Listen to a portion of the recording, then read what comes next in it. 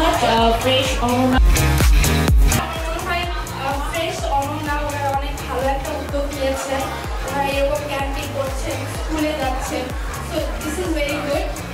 আপনি হচ্ছে ফ্রেশ অনন্যা, আমি তাদেরকে ধন্যবাদ জানাই, সাধুবাদ জানাই এই জন্য যে তারা আমার ঢাকা 10 আসনে এসে আমার এই আসনকে অলঙ্কৃত করেছে। অনেক অনেক ধন্যবাদ, শুভেচ্ছা, শুভকামনা। এই বিশেষ একটা দিনে নারীদের প্রতিভাকে